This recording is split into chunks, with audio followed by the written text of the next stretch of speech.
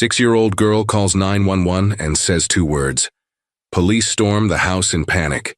Before we dive into the story, drop a comment below and tell us where you're watching from. Enjoy the story. The morning sunlight filtered through lace curtains, casting delicate patterns across the pristine breakfast table.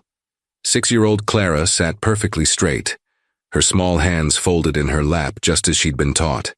Her observant brown eyes, too serious for a child her age, carefully tracked the movements of her stepfather Richard as he methodically arranged the silverware with precision that bordered on obsession. "Your orange juice goes on the right, Clara," Richard said, his voice calm but leaving no room for disagreement. "Always on the right. Remember that." Clara nodded silently, watching as he adjusted the glass exactly 2 inches from her plate. She knew better than to reach for it until he finished his morning inspection of the table. In the kitchen doorway, her stepmother Elaine paused, coffee pot in hand, her eyes quickly assessing Richard's mood before she approached. "More coffee, dear?" she asked, her voice deliberately light. Richard nodded without looking up. When he turned to check his phone, Elaine gave Clara a quick, gentle smile, one of those secret communications that passed between them when Richard wasn't watching. Clara returned to her toast, carefully catching crumbs on her plate. Her mind wandered to scattered memories of another breakfast table, another time, before what everyone called the accident. Memories of her real mother, Rachel, with her tinkling laugh and strawberry-scented hair. Memories that grew fuzzier with each passing month. "I have the neighborhood committee meeting tonight," Richard announced, straightening his already perfect. "Do you know, Clara, I expect your homework to be complete before I return. Elaine will check it." "Yes, sir," Clara replied automatically. The doorbell chimed, and Richard's demeanor shifted instantly. His stern expression melted into a charming smile that never quite reached his eyes. "That must be Pastor Collins for our charity planning session." Clara watched the transformation with fascination. Outside their home, Richard was respected, the community leader who organized food drives and fundraisers. People called him generous, dedicated. No one seemed to notice how his eyes constantly tracked Clara's movements, how he never left her alone with visitors for long.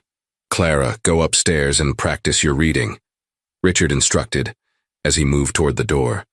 As she climbed the stairs, Clara heard Richard's warm greeting, his perfect host voice entirely different from the one he used at home. She entered her immaculate bedroom where nothing was out of place. Richard insisted on order, and pulled a book from her small shelf. As she opened it, something fluttered out between the pages. A photograph. Clara quickly glanced at her bedroom door before picking it up. It showed a younger, happier version of herself being held by a smiling woman with warm eyes and flowing auburn hair, her mother Rachel. Clara touched the image gently, a forbidden treasure in this house where her mother's name was rarely spoken. She quickly tucked the photo back between the pages when she heard footsteps in the hallway. "I remember, Mommy," she whispered, closing the book as the doorknob began to turn. Clara's bedroom door opened and she quickly slid the book beneath her pillow. Elaine entered with a basket of freshly folded laundry. "Your stepfather has guests downstairs for the fundraiser planning," Elaine said, her voice measured as always. "He'd like you to stay upstairs until they leave." Clara nodded, watching as Elaine meticulously arranged the clothes in her dresser drawers. "I brought you a snack," Elaine whispered, revealing a small napkin-wrapped cookie hidden beneath the clothes. Their eyes met in silent understanding. Richard didn't approve of sweets between meals. "Thank you," Clara whispered back.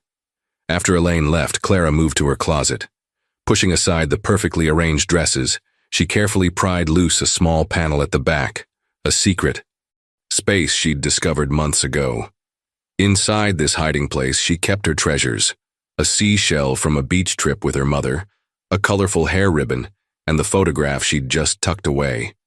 The sounds of conversation drifted up from downstairs, Richard's confident voice dominating the discussion about community improvement projects. Clara knew this meant he would be occupied for at least an hour. Taking a deep breath, she slipped into the hallway. Richard never allowed her in certain parts of the house unsupervised, which only made her more curious about what might be hidden there. Clara tiptoed to the spare bedroom that Richard used as his home office. The door was closed, but not locked. He never expected her to disobey his rules. Inside, the room was immaculate, with files neatly labeled and books perfectly aligned on shelves. She noticed a small wooden jewelry box, tucked on a high shelf. Standing on her tiptoes, Clara carefully brought it down, instantly recognizing it as her mother's. The familiar rose pattern carved into the lid brought a rush of memories. Watching her mother put on earrings, trying on her necklaces while sitting on her lap. Clara's fingers trembled as she opened the box. Inside were a few pieces of jewelry, but what caught her eye was a hidden compartment beneath the velvet lining. She carefully lifted it to reveal a small notebook with her mother's handwriting. Though Clara couldn't read all the words, she recognized her own name and Richard's appearing frequently in the pages. The notebook seemed important, filled with dates and locations and words that were too complicated for her to understand. As she held the box open, a familiar scent wafted up. Her mother's perfume, faint but unmistakable. Tears welled in Clara's eyes. "I won't forget you," she whispered, inhaling deeply to capture the scent in her memory. Suddenly, footsteps sounded on the stairs. Clara quickly placed the notebook inside her dress pocket, returned the jewelry box to the shelf, and slipped out of the room. She had barely made it back to her bedroom when she heard Richard's footsteps in the hallway. Clara grabbed her book and sat on the edge of her bed, heart pounding. The door opened, and Richard appeared, his expression pleasant, but his eyes searching the room methodically. "What have you been doing, Clara?" he asked, his smile not quite reaching his eyes. "Just reading, sir," Clara replied, holding up her book. She fought to keep her voice steady, acutely aware of her mother's notebook hidden in her dress pocket. Richard studied her for a moment, then nodded. "The guests are leaving soon. You may come down and say goodbye, politely, as we've practiced." "Yes, sir," Clara said, relieved when he closed the door. She quickly retrieved her teddy bear, Mr. Buttons, from the shelf. Using a small scissors from her art supplies, Clara carefully opened a seam in the bear's back. She tucked the notebook inside, then neatly stitched the opening closed with thread she'd saved from her sewing lessons. Mr. Buttons now guarded her most precious secret. Downstairs, Clara performed perfectly for Richard's departing guests, smiling and thanking them for coming, just as she'd been taught. Richard beamed with pride, his hand resting on her shoulder a bit too firmly. The next morning after breakfast, Clara watched Elaine make a phone call to schedule a hair appointment.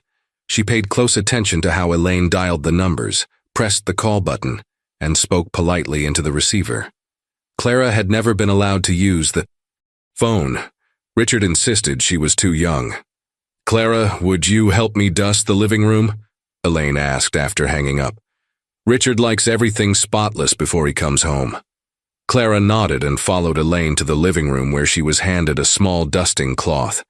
She carefully moved around the furniture, wiping away invisible specks of dust from the immaculate surfaces. "Remember to clean underneath the cushions," Elaine reminded her. "Richard always checks." Clara nodded and began lifting the sofa cushions one by one. As she lifted the third cushion, something fell out, a small, white business card. She picked it up curiously, reading the words, "Detective James Wilson," followed by a phone number. Clara's heart quickened. A detective, like in the mystery books her teacher read to the class. Why would a detective's card be hidden in their sofa? She was still staring at the card when Elaine returned to the room. Clara froze, expecting to be scolded for touching something that wasn't hers. But Elaine's reaction surprised her. Her stepmother glanced at the card, then at Clara, then deliberately looked away. "Make sure you dust under everything, Clara," Elaine said, casually, though her voice trembled slightly. "He checks." Their eyes met briefly, and Clara saw something she'd never noticed before in Elaine's expression. A silent message, an unspoken alliance. Elaine turned and walked back to the kitchen without taking the card from her. That night, tucked in bed with Mr. Buttons clutched to her chest, Clara dreamed of her mother. In the dream, her mother was whispering a strange name over and over. When Clara woke with a start, she realized it was the same name on the detective's card, Wilson. In the soft morning light, Clara carefully opened Mr. Button's seam again and tucked the business card inside alongside her mother's notebook. Whatever connection existed between Detective Wilson and her mother, Clara knew instinctively it was important, and that Richard must never find it. The doorbell rang on a quiet Tuesday afternoon, its cheerful chime breaking the stillness of the house. Clara was practicing her handwriting at the kitchen table while Elaine prepared dinner. Richard was in his study, the door firmly closed as always. Clara lifted her head curiously. They rarely had unexpected visitors. Elaine wiped her hands on her apron, looking anxious as she glanced toward Richard's study. "I'll get it," Richard called out, his chair scraping as he stood. Clara heard his footsteps cross to the front door, followed by the sound of the door opening. "Good afternoon, Mr. Harrington," said an unfamiliar male voice. "I'm Officer Parker, and this is Detective Wilson from the Riverdale Police Department. We'd like to ask you a few questions, if you don't mind." Clara's pencil froze mid-letter. Detective Wilson. The same name on the business card she'd found. The same name from her dream. She quietly slipped from her chair and moved closer to the hallway, careful to stay hidden. "Of course, officers, please come in," Richard replied, his voice smooth and welcoming, his public voice. "What can I help you with today?" Clara peered around the corner, catching sight of two men in police uniforms standing in the entryway. One was tall with graying hair. Detective Wilson, according to his badge. The other was younger with broad shoulders. "We're following up on the disappearance of Thomas Blackwell," Detective Wilson said. "We understand he worked for your investment firm until about 6 months ago." Clara's heart thumped harder. Thomas Blackwell. The name echoed in her mind, familiar yet distant like a half-remembered melody. It was the name her mother had whispered in her dreams. "Yes, Tom worked for me," Richard said, gesturing the officers toward the living room. He resigned rather suddenly to pursue other opportunities. "I haven't heard from him since. Please have a seat." As the men moved into the living room, Clara quickly returned to the kitchen, where Elaine stood frozen by the counter, her face pale. "Clara, go upstairs and finish your homework," Elaine whispered urgently. But Clara didn't go all the way upstairs. Instead, she crept halfway up and sat on the steps where she could hear the conversation below. "Mr. Blackwell's family reported him missing 3 months ago," Detective Wilson was saying. "His wife mentioned he was working on something confidential with you before his disappearance." "I'm sorry to hear that," Richard replied, his voice concerned yet controlled. "But I'm afraid I don't know anything about his whereabouts. Our working relationship was strictly professional." "Did you know that Thomas Blackwell was close friends with Daniel Morgan?" asked Officer Parker. There was a brief silence before Richard answered. "Daniel Morgan? Rachel's brother? I wasn't aware they knew each other." Clara's breath caught. Rachel, her mother's name, and Daniel was her uncle, whom she hadn't seen since her mother disappeared. The connections were forming in her mind, like pieces of a puzzle slowly coming together. "Yes," Detective Wilson continued, "and interestingly, both men were looking into some financial irregularities at your firm before they disappeared from the picture, so to speak. I assure you, my business affairs are completely transparent, Richard, I said, his voice cooling slightly. If there were any irregularities, I would have been the first to report them. Now, unless you have specific allegations, I'm afraid I'll have to ask you to leave. I have an important conference call scheduled." Clara heard shuffling as the men stood up. "Here's my card in case you remember anything else," Detective Wilson said. Clara could picture him handing Richard the same kind of card she had hidden in Mr. Button's. "Thank you for your time, Mr. Harrington," Officer Parker added. "We may be in touch again." As the front door closed behind the officers, Clara quickly scurried up the remaining stairs and into her room. She sat on her bed, her mind racing with questions. Thomas Blackwell, Daniel Morgan, her mother, Richard's company. Somehow, they were all connected. A few minutes later, Richard appeared in her doorway, his expression carefully composed. "Clara," he said, studying her face intently, "were you listening to my conversation with those police officers?" "No, sir," Clara replied, looking down at her hands. "I was doing my homework." Richard stepped into her room, looking around as if searching for evidence that might contradict her story. "Did you hear anything they said?" he pressed, his voice deceptively gentle. "Just that they were police officers," Clara answered, keeping her voice small and innocent. "Was something wrong?" Richard watched her for a long moment before seemingly satisfied with her response. "No, nothing's wrong. Just a misunderstanding about work. Nothing for you to worry about." After he left, Clara sat quietly, clutching Mr. Buttons to her chest. Through her window, she could see Detective Wilson and Officer Parker standing by their car, looking back at the house. Detective Wilson seemed to be staring directly at her window, and for a brief moment their eyes met across the distance. Later that evening, Clara found Elaine alone in the laundry room, folding towels with trembling hands. "Elaine," Clara whispered, glancing over her shoulder to make sure Richard wasn't nearby. "Who is Thomas Blackwell?" Elaine stopped folding, her eyes widening in surprise. Then she knelt down to Clara's level, her voice barely audible. "Sometimes adults are afraid too, Clara. Remember that." She hesitated, then added, "Your mother knew him. He was trying to help her." Before Clara could ask more questions, Richard's voice called from the living room. "Elaine, where are those financial statements I asked for?" Elaine quickly stood up, her face returning to its usual careful expression. "Coming, Richard," she called back, giving Clara one last meaningful look before hurrying away. That night, Clara carefully retrieved Mr. Buttons from his place on her shelf. Opening the teddy bear's hidden compartment, she took out Detective Wilson's card and studied it in the moonlight streaming through her window. Now she understood its importance and why she needed to keep it safe. For the next few days, Clara watched Richard more closely than ever. She began to notice patterns in his routine, how he spent exactly 45 minutes in his study before dinner, how he checked the locks on all the doors and windows precisely at 9:15 each night, how he made important phone calls only from his office when he thought no one was listening. Clara also observed Elaine, who seemed increasingly nervous since the police visit. She jumped at small sounds and checked her phone frequently when Richard wasn't looking. Something had changed in their household, like the air before a thunderstorm, heavy, with tension and anticipation. On Thursday afternoon, Clara sat at the kitchen table drawing pictures while Elaine prepared dinner. Richard had mentioned he would be working late at the office. "What are you drawing, Clara?" Elaine asked, peering over her shoulder. Clara showed her the picture, a house with 4 figures standing outside. "That's our house," she explained, "and that's you and Richard and me." She pointed to the 4th figure, floating above them like a cloud.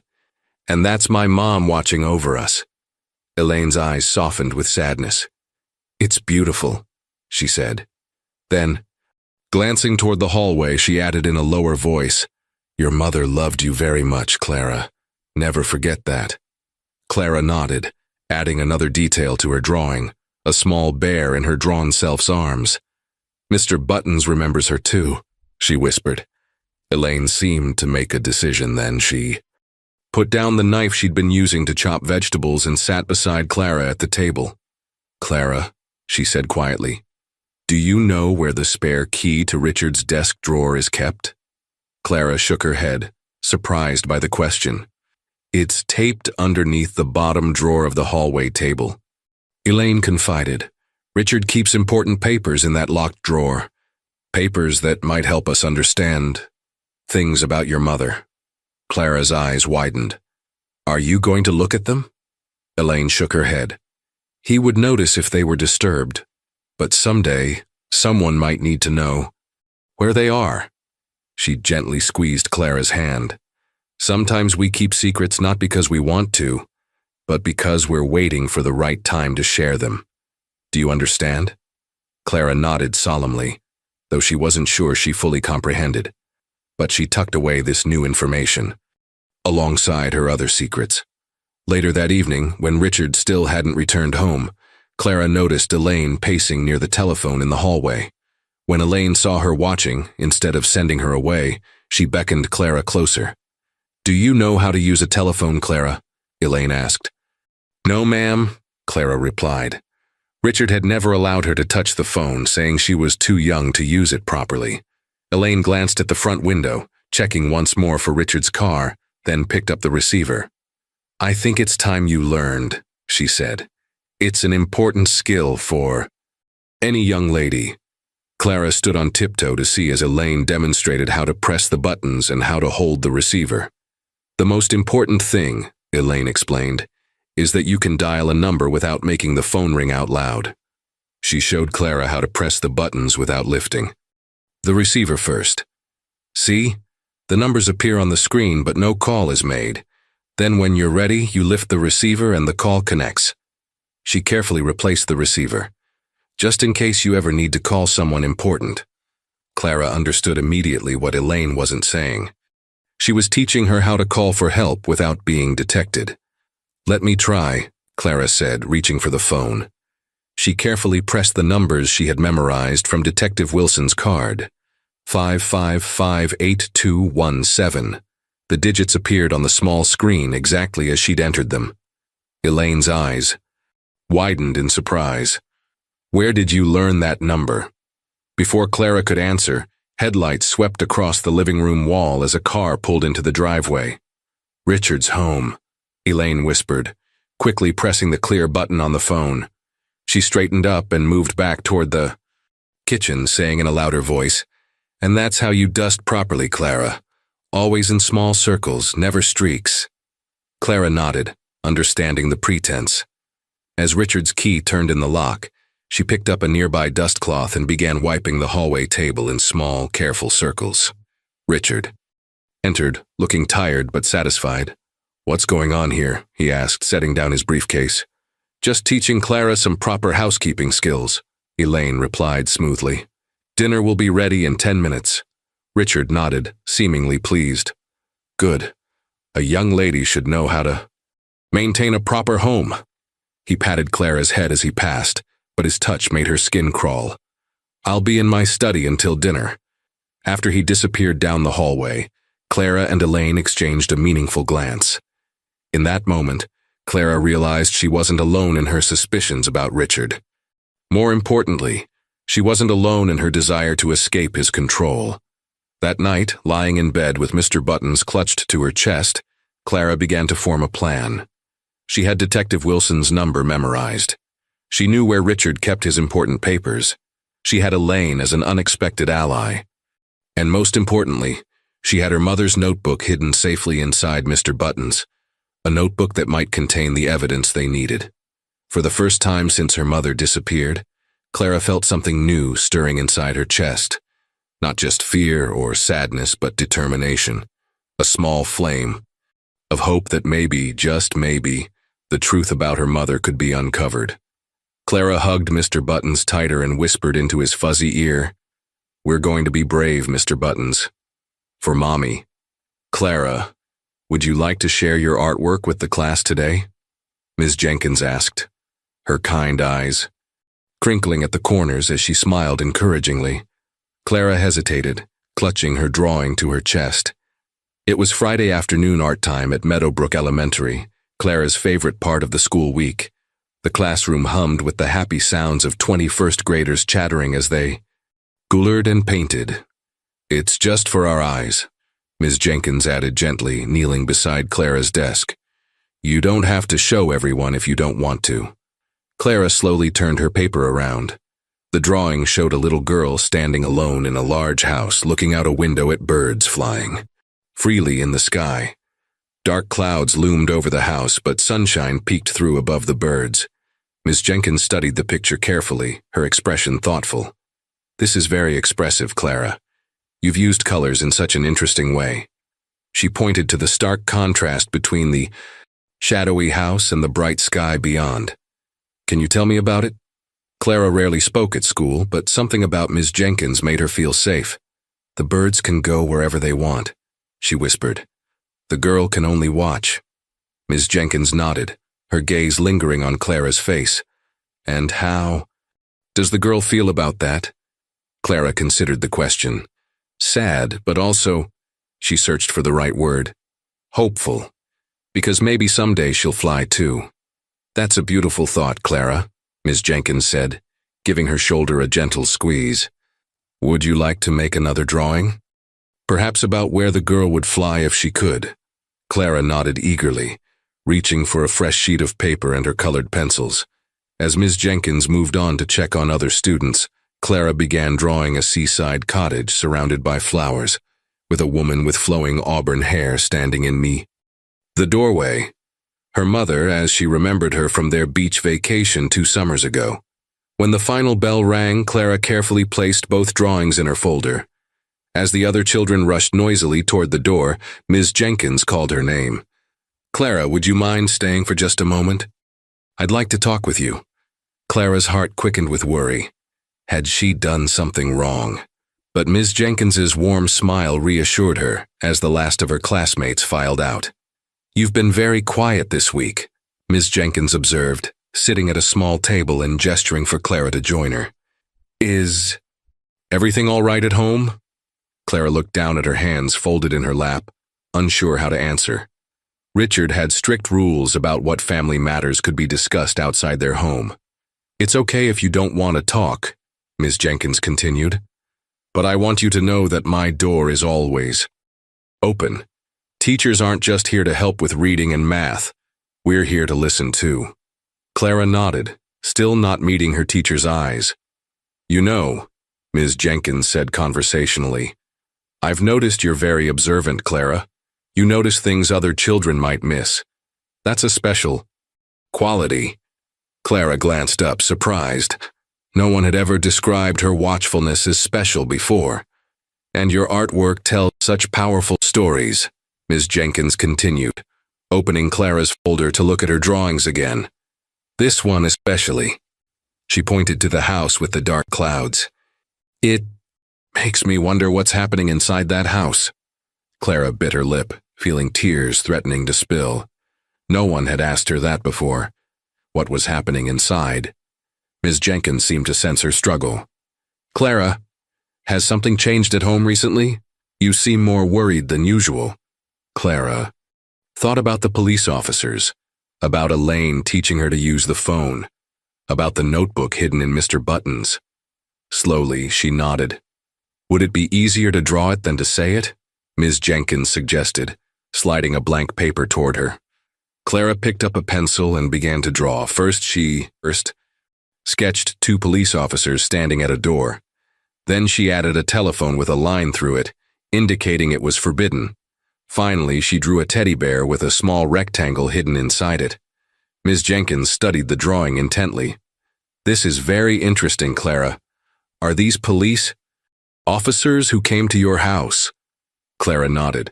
And this phone, does someone not allow you to use it? Another nod. What about this teddy bear?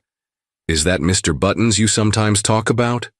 He's keeping secrets safe, Clara whispered, immediately wishing she hadn't said it. Ms. Jenkins was quiet. For a moment, then she reached into her desk and pulled out a small card. Clara, I want you to have this. It has my phone number on it. If you ever need to talk about anything, you can call me, day or night. Clara stared at the card, then carefully slipped it into her pocket, next to the secret compartment where Detective Wilson's card was hidden. The classroom door suddenly opened, and Clara flinched at the unexpected sound. Richard stood in the doorway, his expression pleasant, but his eyes cold. I apologize for being a few minutes late, he said smoothly. Traffic was heavier than expected. Ms. Jenkins stood up, extending her hand. Mr. Harrington, thank you for coming. I was just having a chat with Clara about her wonderful artwork. Richard shook her hand briefly, his gaze sliding to Clara. She's quite talented, yes. But we should be going. We have a family commitment this evening. As Clara gathered her things, she noticed Ms. Jenkins watching Richard with a careful expression.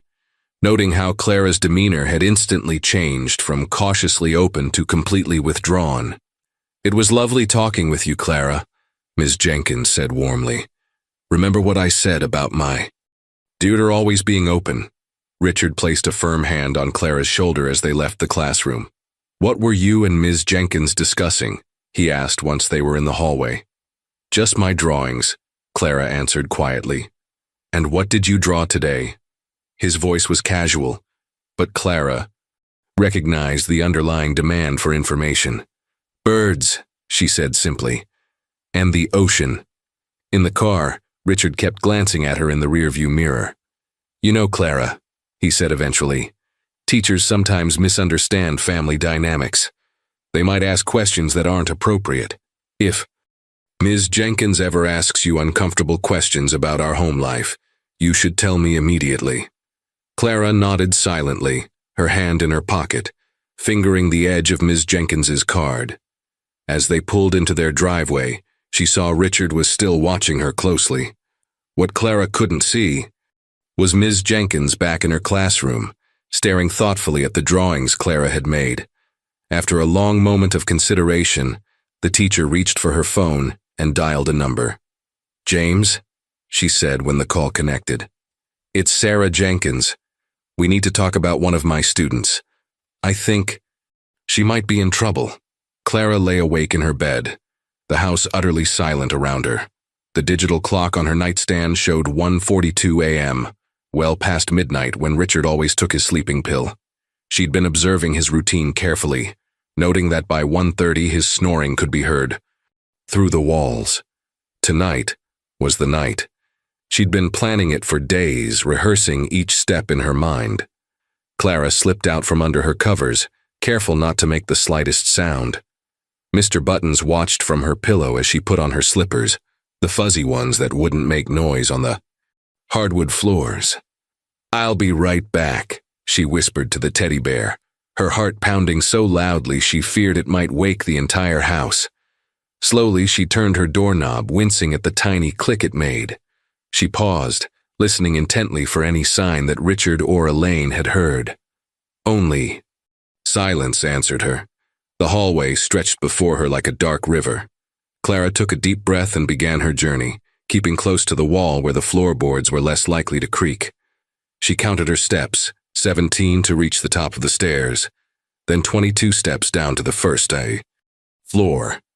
In the downstairs hallway, moonlight filtered through the curtains, casting eerie shadows that seemed to reach for her with ghostly fingers.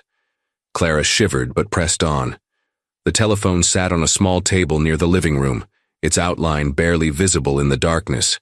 She reached the phone and carefully lifted it from its cradle, immediately pressing the mute button Elaine had shown her so the dial tone wouldn't wake anyone. With trembling fingers, she dialed Detective Wilson's number, which she had memorized from his card. The phone rang once, twice, 3 times in her ear. Clara began to worry he wouldn't answer. Just as she was about to hang up, a groggy voice came on the line. "Wilson here." Clara froze. Now that the moment had come, she found herself unable to speak, her throat tight with fear. "Hello?" Detective Wilson said, sounding more alert. "Who's calling?" Clara gathered every ounce of her courage and whispered 3 simple words. "It's him, Richard." A sudden noise from upstairs made her gasp. She quickly added, "Please help," before hanging up the phone as quietly as possible. She had just replaced the receiver when she heard the unmistakable sound of a door opening upstairs. Footsteps approached the top of the staircase. Clara darted into the nearby coat closet, pulling the door nearly closed but leaving the tiniest crack to see through. Her heart hammered against her ribs as Richard descended the stairs, switching on the hallway light. Was fully dressed despite the late hour, his face tense as he approached the telephone. Clara watched, barely breathing, as Richard picked up the phone and pressed a button to check the call history. His expression darkened instantly.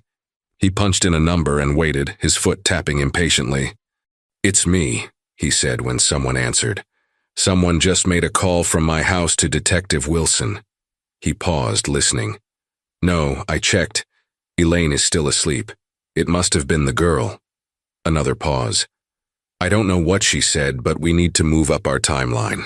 Tomorrow night instead of next week. Get everything ready. Clara felt a chill run through her.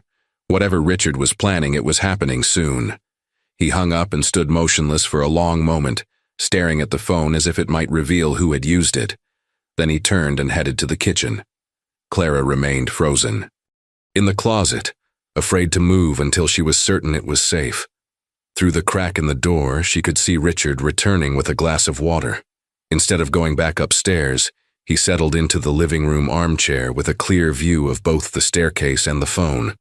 He was keeping watch. Panic fluttered in Clara's chest. She was trapped, with no way to return to her room without being seen. The closet was cramped and dark, and she fought against the fear threatening to overwhelm her.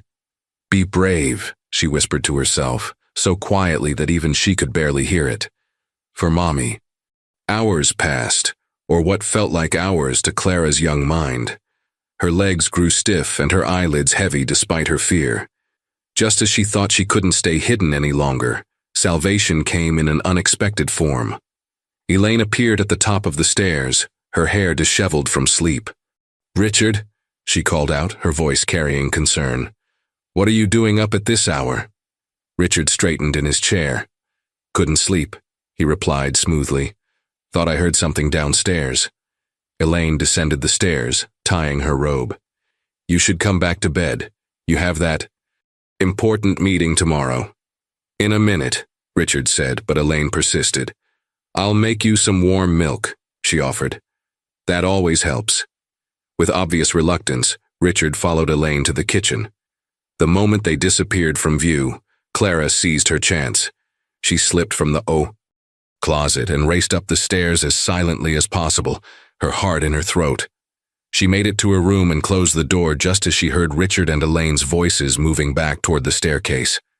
Diving under her covers, Clara clutched Mr. Buttons tightly to her chest, trying to calm her. Racing heart. She had done it. She had called Detective Wilson. But now Richard was suspicious, and whatever he was planning had been moved up to tomorrow night. Clara didn't know what it meant, but she knew it couldn't be good. "We need to be extra careful now, Mr. Buttons," she whispered to her. Teddy bear. Something big is going to happen tomorrow. Outside her window, the first hints of dawn were appearing on the horizon. In the distance, Clara thought she could see a police car moving slowly past their house, its lights off but unmistakably there, like a guardian in the early morning. Shadows. Morning sunlight streamed through the kitchen windows as Clara picked at her breakfast. She hadn't slept after returning to her room, and exhaustion pulled at her like weights. Richard sat at the head of the table reading his newspaper with unusual intensity, his coffee untouched. "Clara seems tired this morning," Richard remarked to Elaine, though his eyes remained fixed on his paper. "Did you sleep well, Clara?" "Yes, sir," Clara lied, avoiding his gaze. "Just had some dreams." "What kind of dreams?" Richard folded the corner of his newspaper down to look at her directly. Before Clara could answer, the doorbell rang. Richard's head snapped toward the sound, his body tensing visibly. "I'll get it," Elaine offered, but Richard was already on his feet. "No, take Clara upstairs," he ordered, his voice leaving no room for argument. But it was too late. Through the dining room window, Clara could already see 2 police cars parked outside their house. Her midnight call had been taken seriously. Richard straightened his tie and smoothed his expression before opening the front door. Clara remained at the table, Elaine's hand resting protectively on her shoulder. "Detective Wilson." Richard's voice carried from the entryway, forcibly pleasant. "This is becoming a habit. What can I help you with today?" "Mr. Harrington," Detective Wilson's deeper voice replied. "I'm here with a few more questions regarding Thomas Blackwell. May we come in?" Richard stepped aside, reluctantly, and Detective Wilson entered with his partner, Officer Parker. Their eyes immediately found Clara at the table. "Good morning," Detective Wilson said, smiling kindly at her. "You must be Clara." Clara nodded shyly, acutely aware of Richard watching her reaction. "Clara, why don't you go upstairs and get ready for school?" Richard suggested. his tone light but his eyes intense. "Actually," Detective Wilson interrupted, "we'd like to speak with Clara as well, if that's all right." Richard's smile didn't waver, but Clara noticed his hands form tight fists at his sides. "I'm afraid that's not possible," he replied. "Clara is only 6. She knows nothing about my business affairs, and I won't have her frightened by police questioning." Detective Wilson studied Richard for a long moment. "We received a concerning phone call last night," he said finally, "from this residence." Richard's expression remained neutral. "That's impossible. No one made any calls last night. We were all asleep." "The call came at 1:47 a.m., Officer Parker stated, consulting his notepad. "Our systems logged it." Clara felt Richard's gaze land on her like a physical weight. She stared at her. Serial, trying to appear confused by the adult's conversation. "Perhaps it was a technical error," Richard suggested smoothly, "or a prank call from someone else. But I can assure you no one in this house made any calls in the middle of the night." Detective Wilson didn't appear convinced. "Mr. Harrington, we've discovered some inconsistencies in the statements you provided about Thomas Blackwell's resignation. His wife informed us that he was investigating financial irregularities at your firm before he disappeared." "I've already explained that Tom's allegations were baseless," Richard replied, his voice hardening slightly. "He was facing personal financial problems and tried to deflect blame onto the company. We were prepared to handle the matter internally, but he resigned before any formal investigation could take place." The detectives exchanged glances. Clara could sense their suspicion. "We'd also like to ask about your relationship with Daniel Morgan," Officer Parker continued. "Rachel Morgan's brother." At the mention of her mother's name, Clara looked up involuntarily. Detective Wilson noticed her reaction, his eyes narrowing thoughtfully. "As I told you before, I barely knew Daniel," Richard replied. "He attended our wedding and visited a few times before Rachel's accident. I haven't heard from him since." "That's interesting," Detective Wilson said, "because we have records of several heated phone exchanges between you and Mr. Morgan just days before he suddenly left town." Richard's composure slipped for just a moment before he recovered. "We had disagreements about Clara's upbringing after Rachel's death. He wanted to take Clara away from her home, which I couldn't allow. Eventually, he accepted my position as her legal guardian and moved on." Throughout this exchange, Clara noticed Elaine growing increasingly pale. Her hand trembled on Clara's shoulder. "We'll need to see the custody documents," Detective Wilson said, "and we still need to speak with Clara." "Absolutely not," Richard snapped, his friendly facade cracking. "I am her legal guardian, and I do not consent to any questioning, and those documents are private family matters. If you want to see them, get a warrant." Detective Wilson stepped closer to Richard, lowering his voice. "We can do this the easy way or the hard way, Mr. Harrington. But make no mistake, we will get to the bottom of this." "Are you threatening me, Detective?" Richard asked coldly. "Not at all," Detective Wilson replied. "Just stating facts. We have 2 missing persons with connections to you and your firm. We have financial discrepancies. And now we have a mysterious late-night call from your house. That's enough for a judge to grant us a search warrant, which is exactly what I'll be requesting this morning." Richard's face flushed with anger, but he maintained control. "Then I suggest you leave now and come back when you have that warrant. In the meantime, I'll be calling my attorney." Detective Wilson nodded and turned to leave, but paused beside Clara. He knelt down to her level, keeping his voice gentle. "It was nice to meet you, Clara. If you ever need anything at all, you can always call me, day or night." Richard stepped between them quickly. "That's enough. Please, leave now." After the detectives left, Richard stood silently in the hallway for several long moments. Then he turned to Elaine with cold determination in his eyes. "Pack your bags," he ordered. "And Clara's too. Essentials only. We're taking a family vacation." "But Richard," Elaine protested.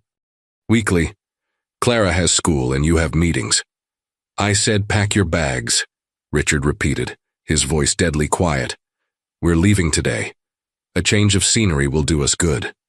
Clara felt a chill run through her. This wasn't a vacation. It was an escape. "Clara, go to your room and put some clothes." "In your backpack," Richard instructed, his tone softening artificially. "We're going on an adventure. Won't that be fun?" Clara nodded mutely and headed for the stairs, her mind racing. As she passed Richard's study, she noticed him removing files from his desk drawer and placing them in his briefcase. In her room, Clara didn't reach for clothes. Instead, she grabbed Mr. Buttons and carefully removed her mother's notebook and both business cards from his hidden compartment. Whatever happened next, she couldn't leave these behind. Clara had just finished hiding her mother's notebook in the inner pocket of her jacket when she heard the doorbell ring again. Her heart leaped. Had Detective Wilson returned already? She crept to her bedroom door, opening it just enough to hear the conversation downstairs. "Ms. Jenkins," Richard's voice carried up the stairwell, tight with barely controlled irritation. "This is quite unexpected." Clara's eyes widened in surprise. Ms. Jenkins was here. She tiptoed to the top of the stairs to listen. "Good morning, Mr. Harrington," Ms. Jenkins replied pleasantly. "I noticed Clara wasn't in class today and wanted to drop off her assignment. We're working on a special art project and I didn't want her to miss out." "How thoughtful," Richard said coldly. "But as you can see, we're rather busy at the moment." Clara could see Ms. Jenkins standing in the doorway, a folder tucked under her arm. She was wearing her usual cheerful yellow cardigan, but her expression was more serious than Clara had ever seen at school. "Is everything all right?" Ms. Jenkins asked, peering past Richard into the house where suitcases stood in the hallway. "Are you going somewhere?" Before Richard could answer, Elaine appeared from the kitchen. To Clara's astonishment, instead of backing up Richard's dismissal, Elaine smiled warmly at Ms. Jenkins. "Sarah, how lovely to see you. Please come in for a moment. I just made a fresh pot of coffee." Richard turned to Elaine with a look of disbelief, but she was already ushering Ms. Jenkins inside.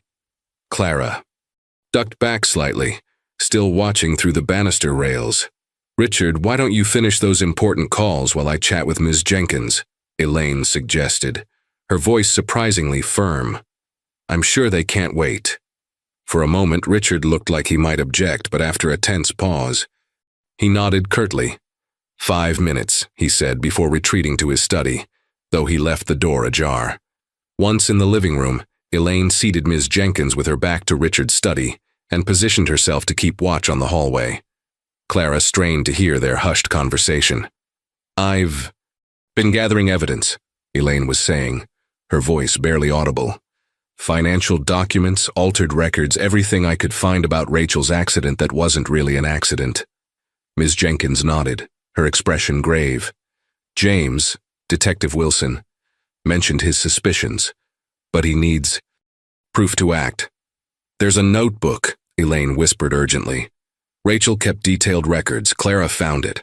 I've been too afraid to act until now, but after what happened this morning..." Clara's breath caught. Elaine knew about the notebook, and she was helping. Ms. Jenkins slipped something from her pocket and pressed it into Elaine's hand. "My phone.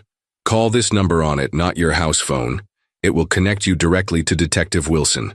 Tell him everything." Elaine quickly tucked the phone into her cardigan pocket, just as Richard's study door opened fully. Clara scrambled back from the stairs as Richard strode into the living room.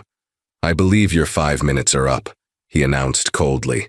"We have a long drive ahead of us." Ms. Jenkins rose calmly. "Of course.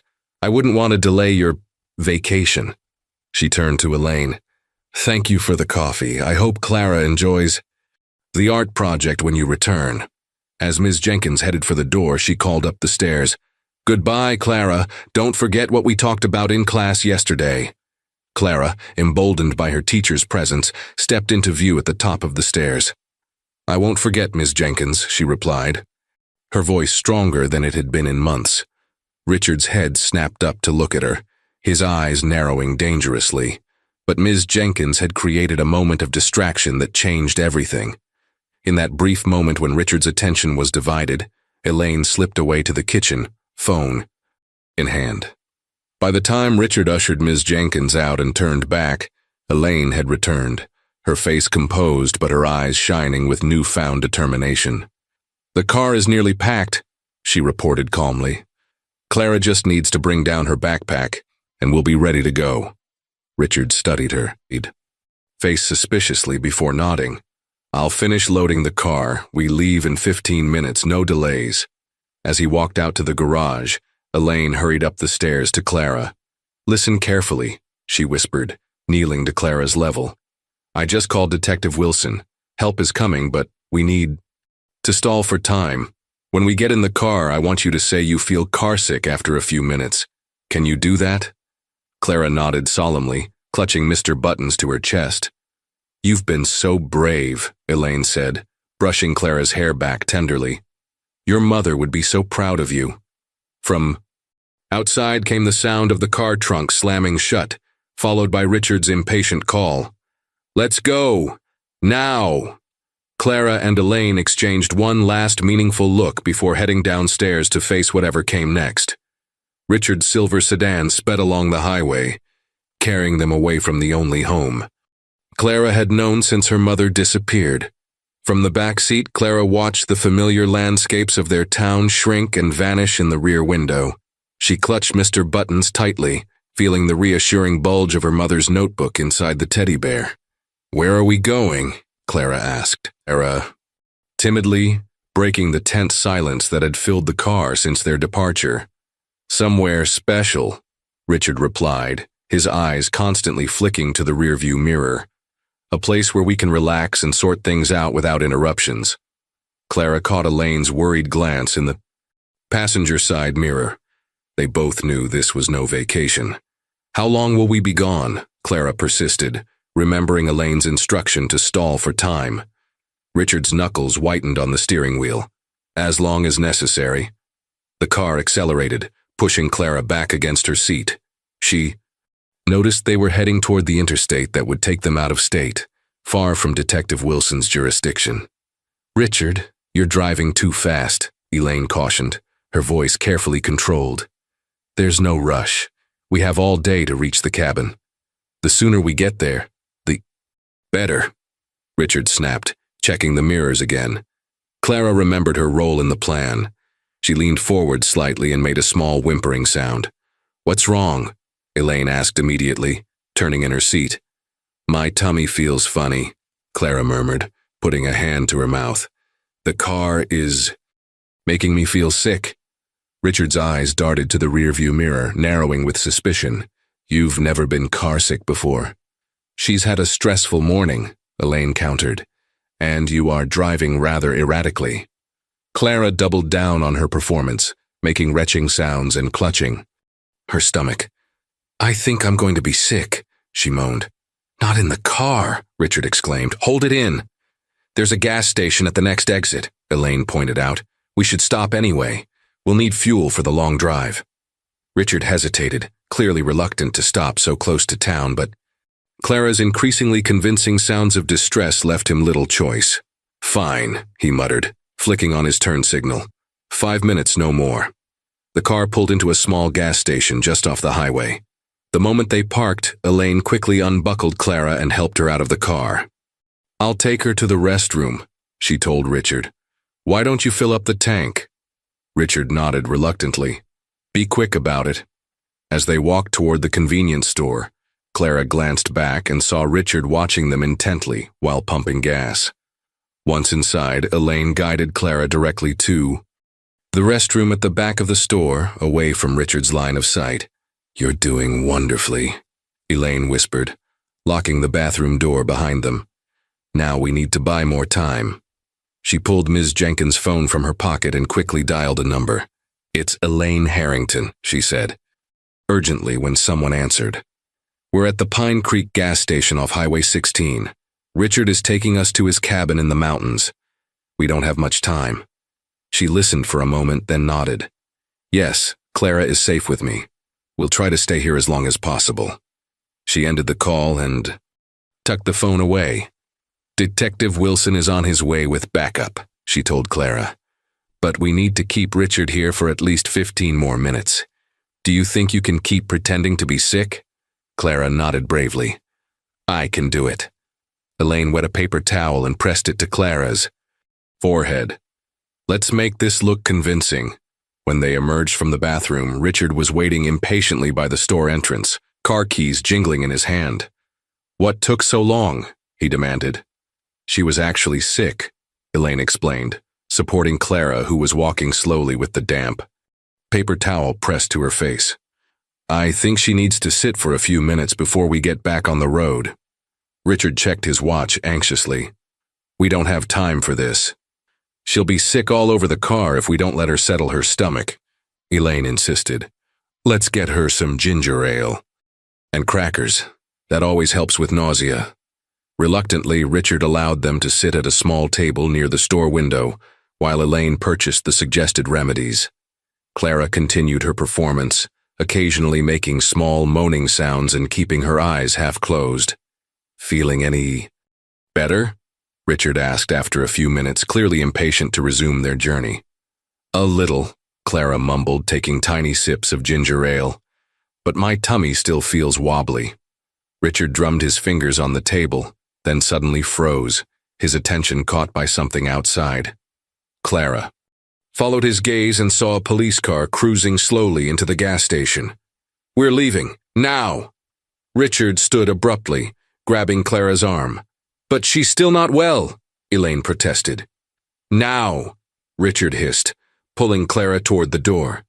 They rushed to their car, Richard practically shoving Clara into the back seat while the police officer was inside the store. The engine roared to life, and Richard peeled out of the gas station, tires squealing on the pavement. Richard, slow down, Elaine cried as they swerved back onto the highway. Richard ignored her, pressing harder on the accelerator. Clara looked back through the rear window and saw the police car pulling out after them, its lights suddenly flashing to life. They're following us, she said quietly. Richard's face contorted with anger as he glanced in the rearview mirror. What did you do? He demanded, glaring at Elaine. Before she could answer, the wail of a siren cut through the air. In the distance ahead, Clara could see more flashing lights approaching, a roadblock. Richard's hands tightened on the steering wheel as if preparing to accelerate through it, but Elaine reached over and firmly grasped his arm. Stop the car, Richard, she said, her voice steady and determined. It's over, I sent them everything. Richard stared at her in disbelief as she continued. I should have done it months ago. For Rachel, for Clara. The car slowed as Richard finally accepted the inevitability of his situation. As they rolled to a stop, Clara saw Detective Wilson approaching their vehicle, his expression solemn but kind as he caught her eye through the window. For the first time in many months, Clara felt something that had been missing from her life. Safety. The police station wasn't at all what Clara had imagined. Instead of cold, dark cells and stern-faced officers, she found herself in a bright room with comfortable chairs and colorful paintings on the walls.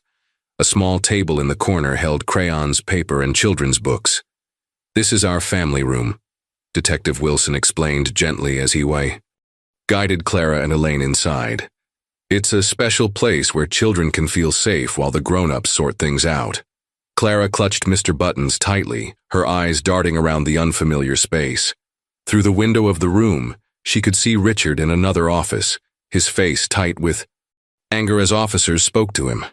He can't come in here, Detective Wilson assured her, noticing her anxious glance. You're completely safe now. A kind-faced woman with silver hair styled in a neat bob entered the room, carrying a tray with cookies and juice boxes. She wore a colorful scarf and had gentle lines around her eyes that deepened when she smiled. Clara, this is Margaret, Detective Wilson introduced. She's a social worker who helps children when they're feeling scared or confused. Hello, Clara, Margaret said warmly, setting down the tray. I've heard you're a very brave young lady. Clara didn't feel brave at all. Everything was happening so quickly. The car chase, the police, Richard being taken away in handcuffs, and now this strange room with these new people. She scooted closer to Elaine, seeking the comfort of the familiar. "It's all right to be scared," Margaret, too, assured her, not pushing for a response. "This is all very overwhelming, isn't it? Would you like to draw while we talk? Sometimes it's easier to put feelings on paper than into words." Clara nodded hesitantly, accepting the crayons and paper Margaret offered. As she began to draw, the door opened. Again, and Clara looked up to see Ms. Jenkins entering with a book tucked under her arm. "Ms. Jenkins," Clara exclaimed, the first words she'd spoken since arriving at the station. "Hello, sweetheart," Ms. Jenkins smiled, taking a seat beside her. "I brought your favorite book from our classroom, Reading Corner. I thought it might make you feel a little more comfortable." Clara recognized the book instantly. The Secret Garden, with its beautiful illustrations of flowers and hidden doorways. Ms. Jenkins had read it to the class, but always gave Clara special attention during story time, letting her hold the book and turn the pages. While Elaine spoke quietly with Detective Wilson in the corner of the room, Margaret sat across from Clara, not crowding her but offering a reassuring presence. "Would you like to tell me about your drawing?" Margaret asked softly. Clara had sketched a house with dark windows and a small figure standing alone inside. Outside the house, she'd drawn a bright sun and colorful birds. "That's where I lived with Richard," Clara explained quietly. "It looked nice outside, but it was dark inside." Margaret nodded understanding, her eyes kind but not pitying. "And where would you like to be?" she asked.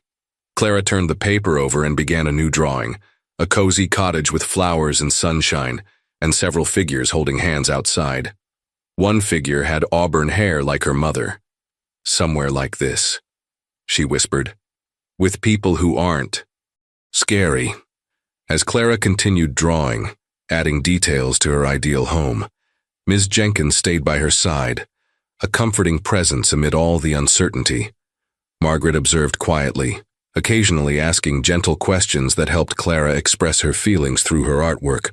When Clara finally looked up from her drawing, she noticed something important had changed. The fear that had been her constant companion for so long had begun to loosen its grip on her heart.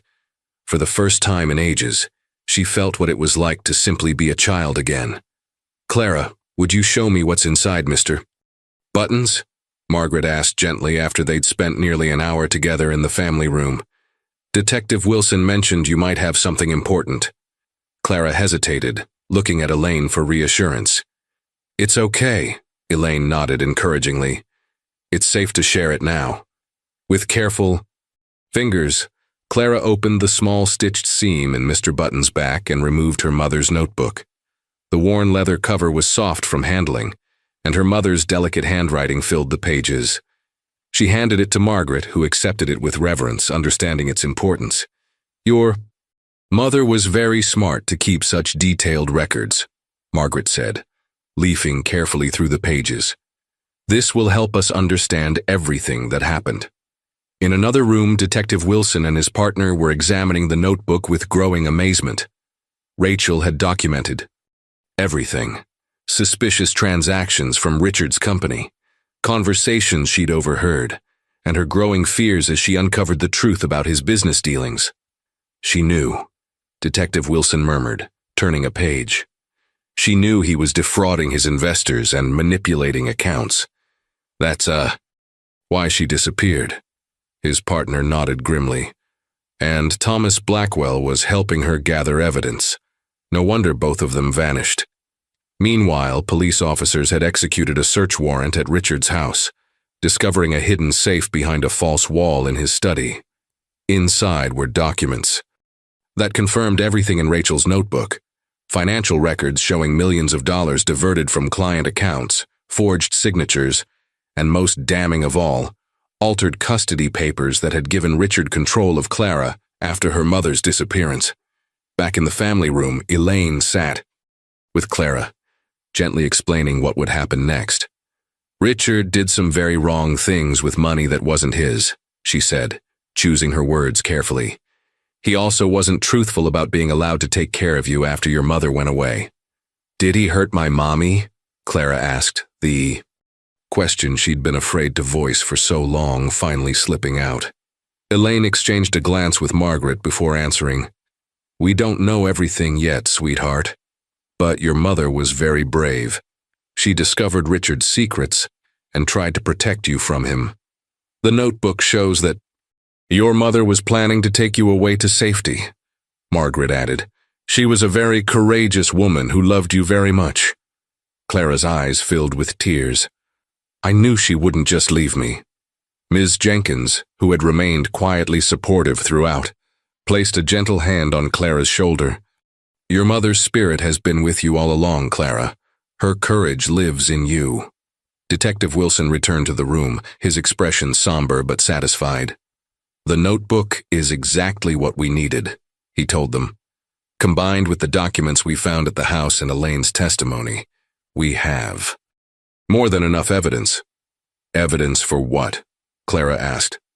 "To make sure Richard can't hurt anyone else," Detective Wilson explained. "And to help us find out what happened to your mother and Mr. Blackwell." Elaine knelt before Clara, taking her small hands. "I should have done something sooner," she confessed, her voice thick with emotion. "I found your mother's notebook months ago, but I was too afraid to act.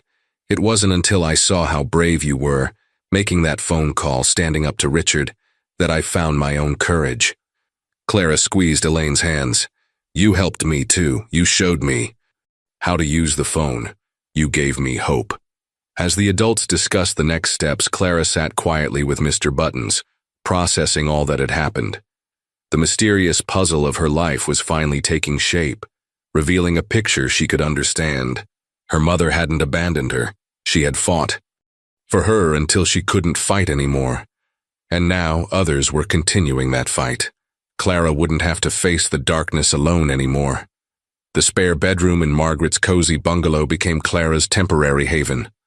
Unlike the pristine, untouchable spaces in Richard's house, this room felt warm and inviting, with its patchwork quilt, overflowing bookshelf, and a window seat where Clara could watch birds visiting the backyard feeder. "Is this okay for now?" Margaret asked on that first evening, setting Clara's small suitcase on the cheerful braided rug. "I know it's not what you're used to." Clara didn't answer aloud, but the way she ran her fingers over the colorful quilt and gazed with wonder at the shelf of children's books spoke volumes. After Richard's arrest, the court had appointed Margaret as Clara's temporary guardian, while the investigation continued. For the first few days, Clara communicated mostly through nods, shakes of her head, and her ever-present drawings. Margaret never pushed, allowing Clara the space to adjust to her new surroundings. On the fourth morning, as Margaret served breakfast, Clara surprised them both. "Pancakes smell good," she said quietly, her voice slightly rusty from disuse. Margaret smiled warmly, but didn't make a fuss about this breakthrough. "Thank you. They were my daughter's favorite when she was your age. She's all grown up now with children of her own." By the end of the week, Clara was speaking in short sentences, especially when asking questions about her mother or what would happen next. "Will I have to see Richard again?" she asked one evening, as Margaret tucked her into bed. "No, sweetheart," Margaret assured her. "The judge has made sure of that. Richard will be answering for the wrong things he did for a very long time." Clara nodded, visibly relieved. "He made my mother cry a lot. He didn't know I could hear them through the heating vent in my room." Margaret sat on the edge of the bed, listening intently as Clara began to share fragments of memories. How Richard controlled every aspect of their lives, checking her mother's phone, timing her errands, isolating her from friends and family. "Mommy told me to remember certain things," Clara continued, her voice growing stronger with each word. "Like her brother's name, Uncle Daniel, and where we went for vacation that summer. She said it was important to remember just in case." "Your mother was trying to prepare you," Margaret explained gently. "She was creating memory anchors that might help you if you were ever separated." Detective Wilson visited regularly, bringing updates on the investigation. They had located Thomas Blackwell alive. He had been in hiding after being threatened by Richard when he discovered the financial fraud. The search for Daniel Morgan and Rachel continued. though the detectives were increasingly somber during these discussions. One clear night, Margaret found Clara sitting on the window seat, staring up at the stars. She joined her, wrapping a soft blanket around both their shoulders. "I found something special today," Margaret said, pulling a folded paper from her pocket. "It's a page from your mother's diary that wasn't in the notebook. Detective Wilson thought you should have it." Clara carefully unfolded the paper, her fingers tracing her mother's handwriting. "If I'm not here anymore, I hope she looks at the stars and knows I fought for her with everything I had. My brave little Clara sees everything." Tears filled Clara's eyes as she looked back up at the night sky. "I feel closer to her. When I look at the stars," she whispered, "like she can see me too." Margaret gently stroked Clara's hair. "She can, in a way, through your memories, through your heart." Clara was quiet for a long moment before asking the question that had been weighing on her mind. "Do you think my mother would be proud of me?" "Oh, Clara," Margaret said, her voice thick with emotion. "She would be more proud than you could possibly imagine. You were brave when it was hardest to be brave. You held on to truth when others tried to bury it. Yes, she would be absolutely proud of you." Under the watchful stars, Clara felt her mother's presence more strongly than she had in months, as if the truth, finally spoken aloud, had somehow brought her closer. Autumn leaves swirled around Clara's feet as she walked hand in hand with Margaret toward the courthouse. Today was important. Richard's sentencing hearing. After pleading guilty to multiple charges of financial fraud and document forgery. "We don't have to stay long," Margaret assured her. "The judge just thought it might help you to see this part of the process." Clara nodded solemnly. In the 3 months since coming to live with Margaret, she had grown more confident, her voice stronger, her nightmares less frequent. The courthouse, however, with its imposing columns and formal atmosphere, brought back some of her old anxiety. Inside, they sat in the back row beside Detective Wilson, who gave Clara an encouraging smile. Elaine was already there, looking more relaxed than Clara had ever seen her. She now wore her hair loosely around her shoulders instead of in the severe style Richard had preferred. "Hello, sunshine," Elaine said warmly, reaching over to squeeze Clara's hand. Since providing her testimony, Elaine had been staying with her sister in another town, but she visited Clara regularly. When Richard was led into the courtroom in handcuffs, Clara instinctively tensed. He looked smaller somehow, less intimidating without his perfect suits and commanding presence. He didn't turn to look at the gallery, and Clara was relieved. The proceedings were brief and formal. The judge spoke about breach of fiduciary duty and obstruction of justice, terms Clara didn't fully understand. But she did understand when the judge announced that Richard would spend many years in prison for his crimes. The manipulation of custody documents to gain control of a child for financial benefit is particularly reprehensible, the judge stated firmly, looking directly at Richard. You abused a position of trust in the worst possible way. As they left the courthouse, Detective Wilson knelt to Clara's level. You helped make this happen, he told her. Your brave phone call started it all. Clara thought about that midnight call that had seemed so small and frightening at the time. How could such a tiny action have led to such big changes? Back at Margaret's house, a surprise awaited. Ms. Jenkins had organized Clara's classmates to make cards welcoming her to her new school, where she would start next week.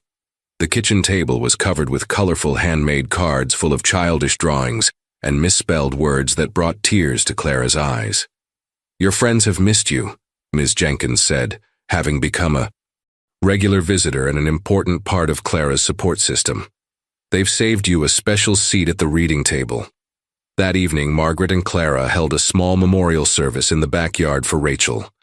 Without a grave to visit, they created a small garden with a stone angel as a centerpiece.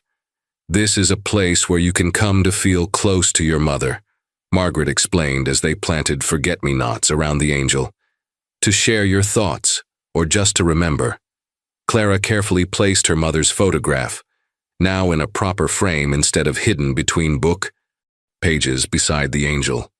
"I wish she could see that Richard can't hurt anyone anymore," she said quietly. "I think she knows," Margaret replied. "The truth has a way of finding the light eventually." That night, Clara woke from a nightmare, crying out in the darkness. It was the same dream she'd had many times, being trapped in a dark house with no way out. But this time, when she called for help, Margaret was there immediately, gathering her into comforting arms. "It's okay, sweetheart. You're safe now. It was just a dream." Clara buried her face in Margaret's shoulder, breathing in the comforting scent of lavender soap. "It felt so real," she whispered. "Dreams can feel that way," Margaret said, stroking her hair. "But they can't hurt you. And when you wake up, I'll always be here." As Clara drifted back to sleep, she realized something important had changed. For the first time, her nightmare had included something new, an open door with light streaming through it, showing the way out. 6 months had passed since that fateful day when Clara made her midnight call to Detective Wilson. Spring had arrived, bringing with it not just flowers and birdsong, but new growth in Clara's life as well. The morning sun streamed through the kitchen windows of Margaret's bungalow, now officially Clara's home too, since Margaret had become her permanent legal guardian. Clara sat at the breakfast table, carefully writing in a journal Margaret had given her. "What are you writing?" "About today?" Margaret asked, setting a glass of orange juice beside Clara's plate. "My happy list," Clara replied with a smile that reached her eyes, something that had once been rare but now came easily. "I'm up to 23 things." Margaret peered over her shoulder. "Number 1, living with Margaret." "Oh, sweetheart, that's at the top of my happy list too." The doorbell chimed and Clara ran to answer it, knowing exactly who it would be. Elaine stood on the porch holding a picnic basket. "Are you ready for the big day?" Elaine asked, giving Clara a warm hug. Today was special. The annual spring festival at the community park. Clara had been looking forward to it for weeks, especially since Ms. Jenkins had helped her enter a painting in the children's art contest. The painting showed a small girl standing beneath a starry sky, her hand reaching up toward the brightest star.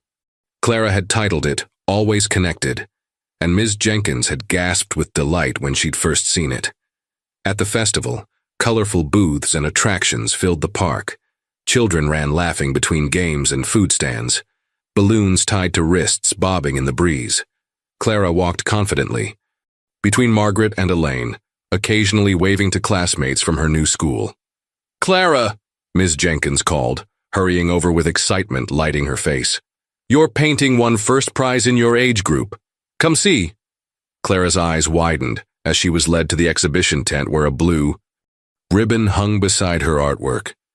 People stood admiring it, pointing out the emotion captured in such a young artist's work. "I think someone is going to be an artist someday," Detective Wilson remarked, appearing beside them with cotton candy for everyone. He had remained a steady presence in Clara's life, checking in regularly and becoming something of an uncle figure. As the afternoon progressed, they all rode the carousel and played games. When Clara won a small stuffed bird at the ring toss, she hugged it close. "It's not as special as Mr. Buttons," she explained, "but it can be his friend." Mr. Buttons still held a place of honor on her bed, though his secret compartment was empty now. The notebook and business cards had served their purpose and were no longer needed. As evening approached, Clara asked if they could ride the Ferris wheel before heading home. From the top, the entire festival was spread out below them, twinkling with lights as dusk began to fall. "Look!" Clara pointed excitedly as they reached the highest point. "The first star!" Margaret followed her gaze to where a bright star shimmered in the darkening sky. "Make a wish," she suggested. Clara closed her eyes for a moment, then opened them with a peaceful smile. "I don't need to wish anymore. I already have what I wanted." "And what's that?" Margaret asked softly. "A real home. People who love me." Clara leaned against Margaret's side. "And I know my mom would be happy about it too." As their seat began its descent, Clara looked back up at the star, her mother's star as she thought of it. In her heart, she knew her mother's story wasn't fully resolved yet. Detective Wilson was still searching for answers about what had happened to Rachel and Uncle Daniel. But Clara had learned that life moved forward even without all the answers. The truth about Richard had come to light. Justice had been served. And most importantly, Clara had found her voice and her courage. "You know," Margaret said as they neared the ground, "you've taught me something important, Clara." "What's that?" Clara asked. Curiously, "That it's never too late for new beginnings," Margaret replied, squeezing her hand.